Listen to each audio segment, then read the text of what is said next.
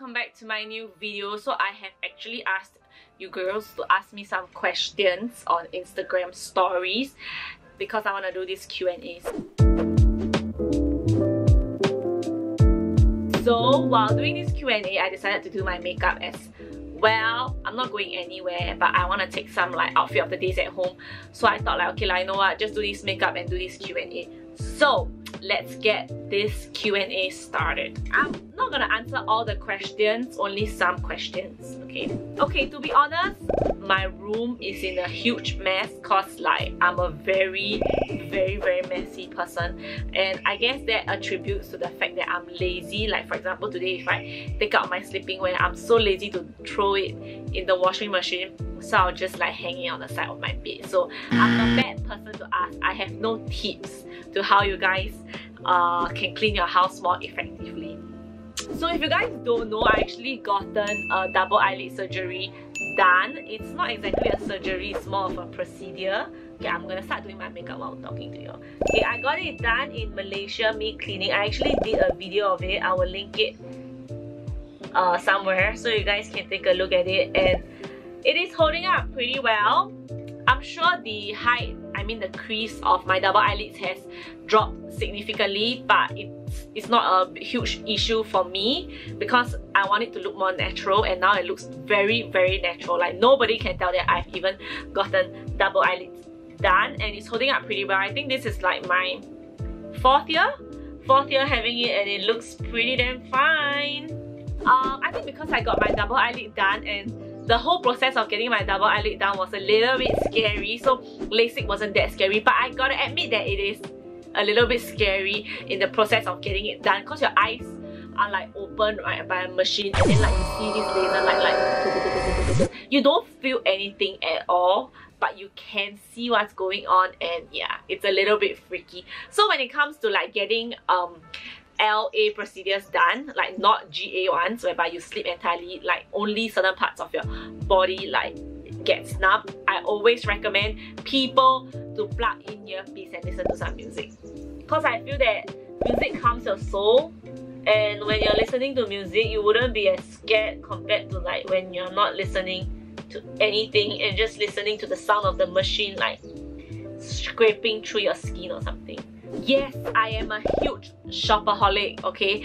But, okay, I cannot say I am. I was a huge shopaholic until I started receiving clothes and all, right? But that didn't stop me from being a shopaholic.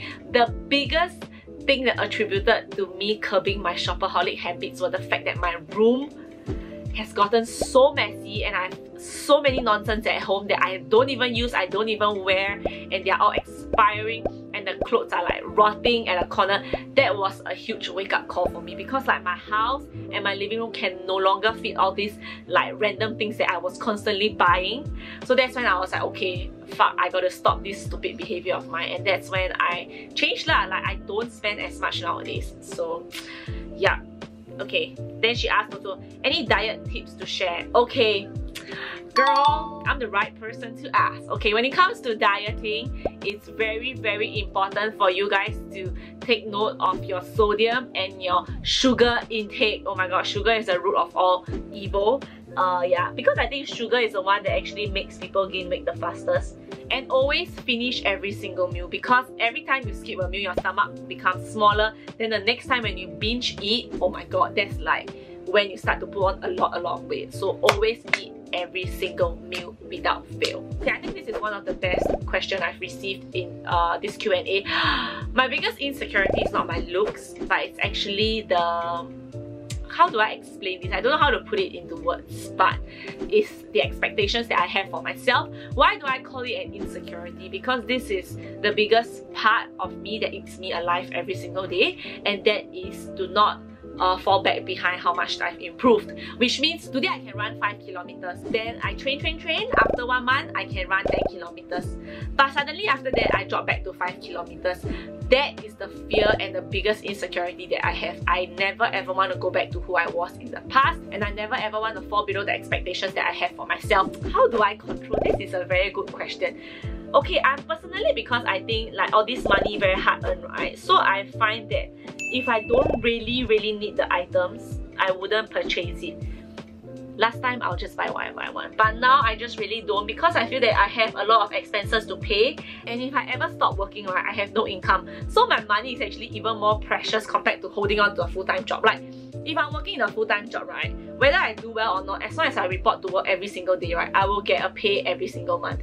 But if I don't do well for M Obsessed, or like as like a social media content creator, I don't get money that month, okay? So I'm really pretty cautious about like my spending also.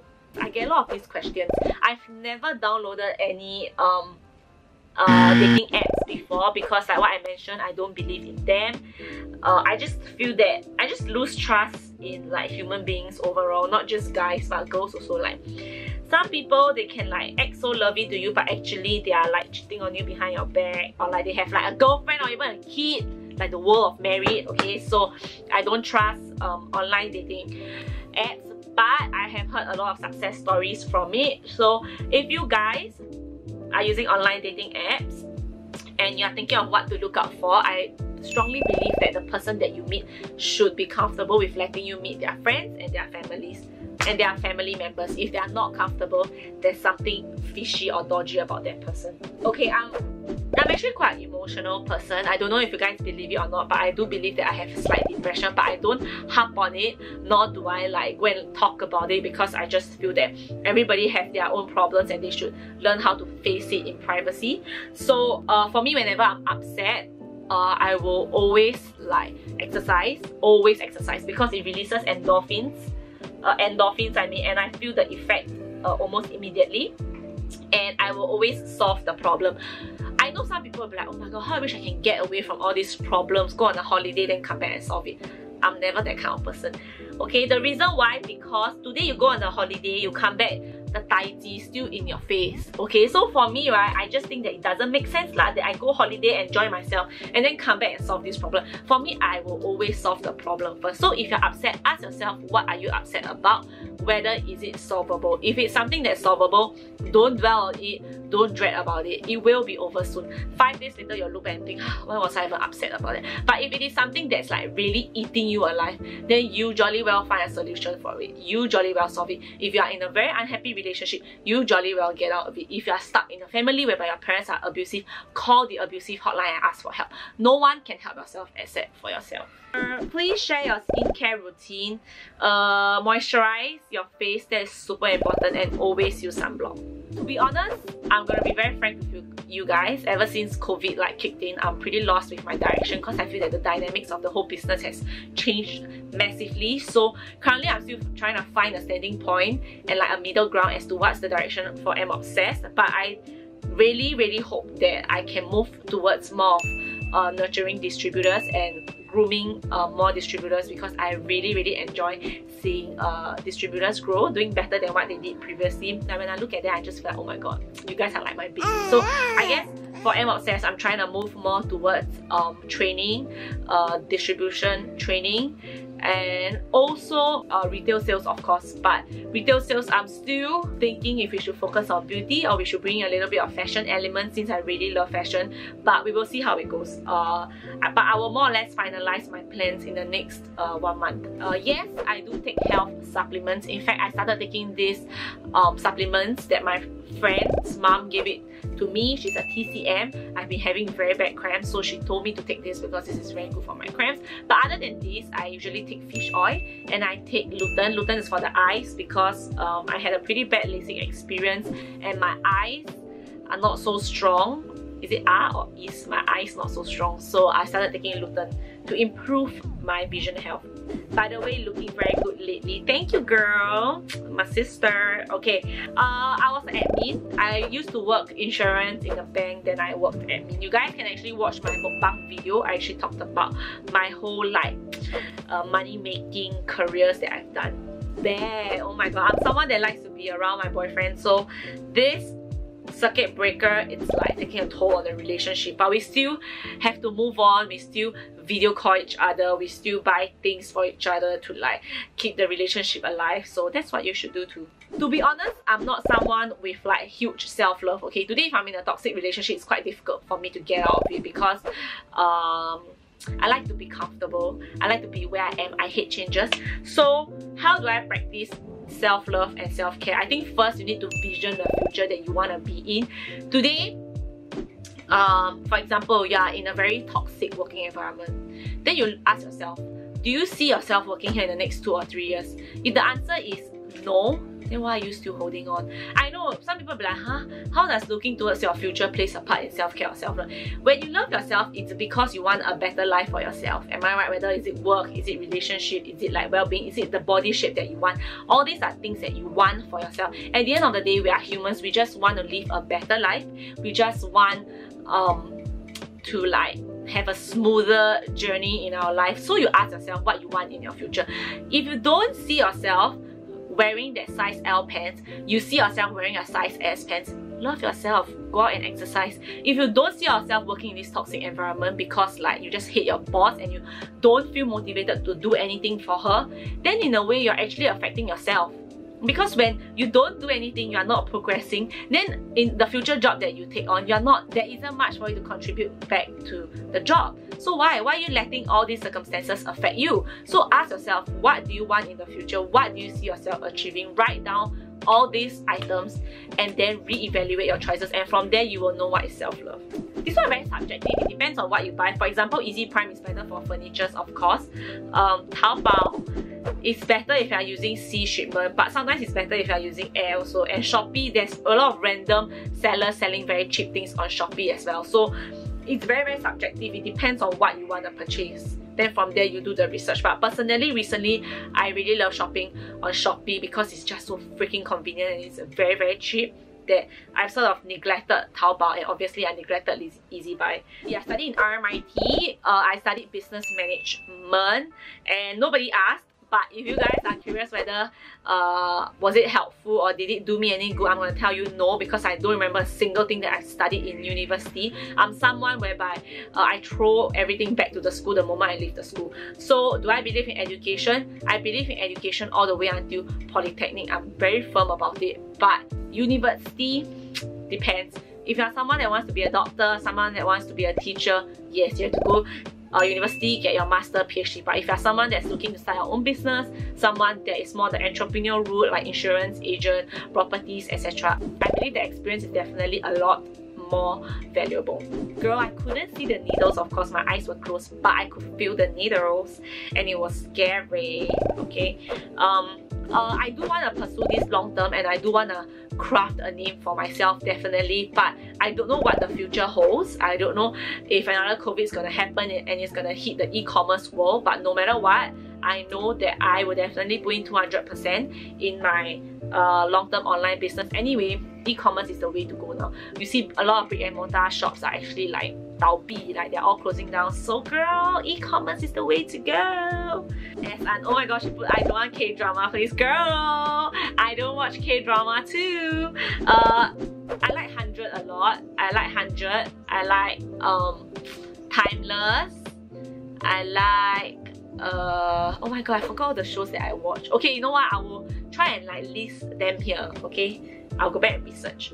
Okay, I think my most memorable year will be 15 years old when I was in secondary school, because like I was having the time of my life. That was like my most rebellious year, whereby I had like nose piercing, lip piercing, smiley piercing, all that kind of stuff. And also I had my first tattoo in like this random guy's house, like illegally, okay, with my friends, of course. And I think that was the most memorable year, because that was when I really like became super rebellious, but I really had a lot of fun, and I really like flunked my studies in school. I don't know, it's just the most memorable year. I just feel like that was when I really lived my life to the fullest, like really had fun with my friends, with my close girlfriends. After school, we always hang out at Campus 1 to eat mee sua, all that kind of stuff. Like that was like my most memorable year. Oh my god, I'm a Scorpio, okay, and you know Scorpios are like super emotional, so I get super affected by people's opinions. If today I see a hate comment about me, I still get affected, but it's just that I've come to terms that the world is a fucked up place and there are a lot of fucked up people who are just trying to put you down, so I'll just take all of them with a pinch of salt. But a lot of times when people make negative comments about me, if I feel very affected by it, it means that I am guilty about it. I don't know whether you guys feel the same way, but if I never do it and they say that about me, I don't really care. But it's because I feel like internally I did something that made the person have this perception, and maybe what I did was wrong. That's why I feel guilty, and that's why the opinion affects me like massively. So I'll usually reflect on myself and see how I can like improve to be better. Okay, I think this question is very subjective. Your grandma, your mom, your father will always tell you to choose someone who loves you more, but I feel that it depends on what you want and what is the secret to a longevity in the what is the secret to sustaining a long-term relationship. Some people are okay with being together with someone that loves them more, but people like me, I cannot. I have to be in love with the person before I see myself being with them long-term as well. So I feel that love is a two-way street. It has to be equal. It may not be equal in a sense whereby you are doing this, then the person must do it back to you. No, everybody have their own way of expressing love. Today, you could be someone that just loves to buy food for your boyfriend even though he never asked for it, okay? But that is your way of showing love. But his way of showing love will be sending you to work every single day, but he don't buy food for you. So maybe sometimes you ask yourself, why he don't buy food for me? Like, he don't love me, is it? But the thing is, he love you. He send you to work every single day. So I guess love is like a very different like kind of expression. So yes, but yeah, if you want to play a safer route, find someone that loves you more than you love them, to prevent heartbreak. Okay, so that's it for my question. There were like a lot more questions, but this video has reached like its maximum capacity and I don't want to bore you guys out. So I hope that you guys have enjoyed this Q&A video. Let me know if you guys have any more questions. Just comment down below. I might probably do another Q&A video session for you guys. And I guess that's about it, and I will see you guys in my next video. Don't forget to thumbs up, subscribe, and to comment down below. And I hardly promote my Instagram, but you guys can follow me on my Instagram as well. It's mtan, and I will see you guys there. Bye!